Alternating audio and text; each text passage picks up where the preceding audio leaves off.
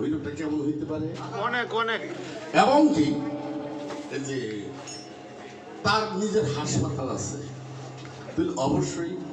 তার অর্থ কে দিছে সব মালিক হলো আল্লাহ উসিলা ভালো কি এই লোক বলছে আপনার রক্ষা করে দেন এটা দোতলা করি একতলা করি যা করি আমি একা করবো ইনশাআল্লাহ করে দেব